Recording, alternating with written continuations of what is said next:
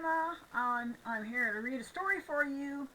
Sam asked for a story that had a wolf, so I found a good story with a wolf. The Wolf and the Seven Young Kids. A kid is a baby goat.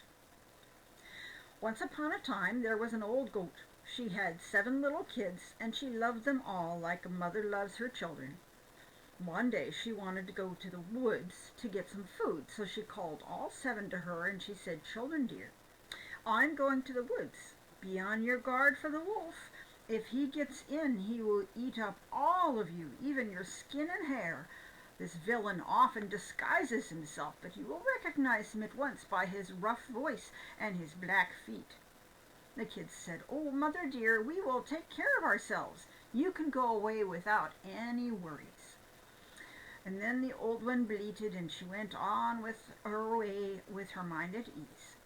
It was not long before someone knocked at the door and called out, "Open the door, children dear, your mother is here and has brought you something for each of you."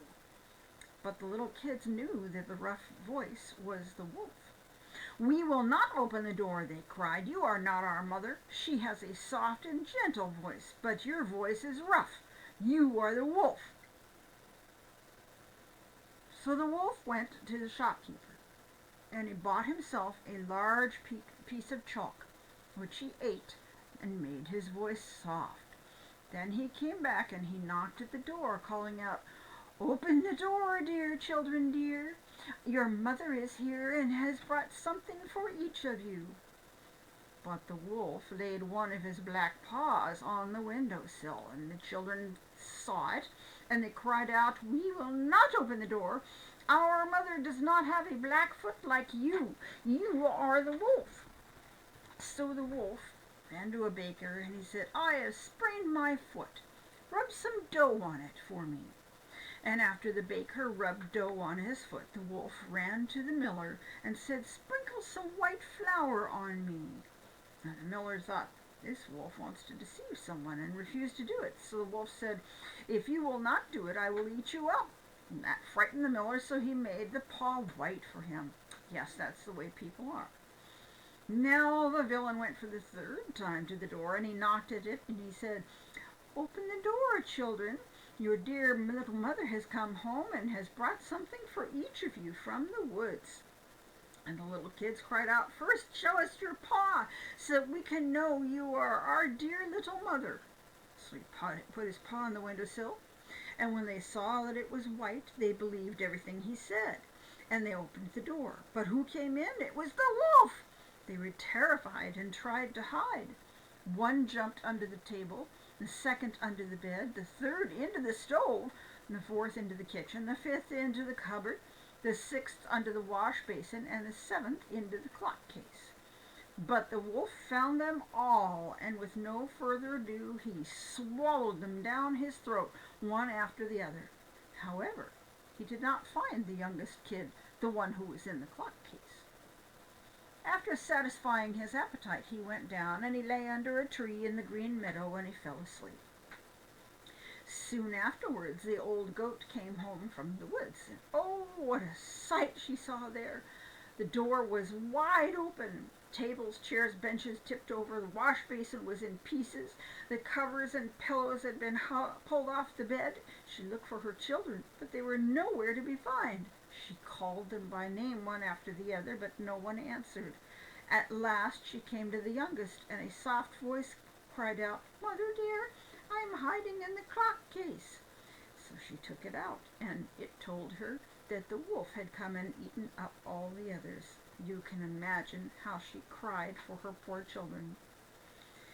Finally, in her despair, she went outside, and the youngest kid ran with her. And they went to the meadow, and there is the wolf down by the tree, snoring so loudly that the branches shook.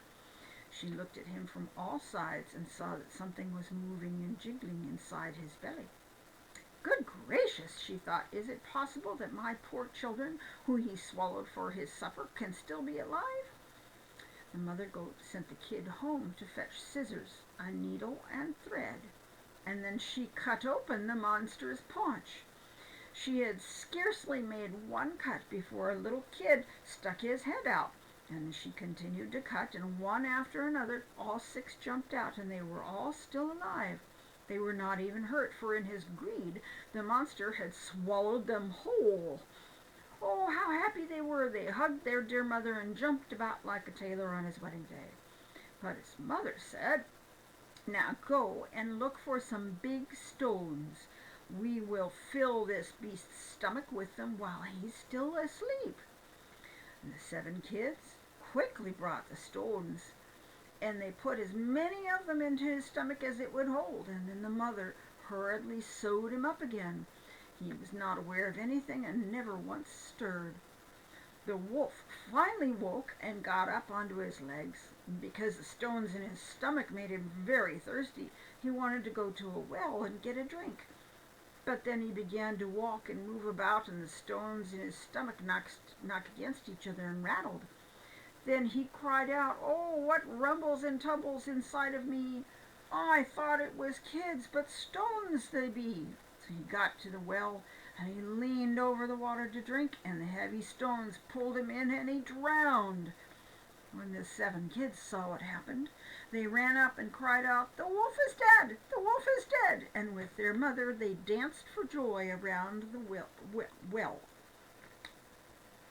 So that was a story about a wolf. He was a very greedy wolf. He couldn't have done that, of course, if he hadn't swallowed them all whole. If he had stopped and chewed them properly, then they couldn't have taken the kids out. But no, he had to swallow them all up.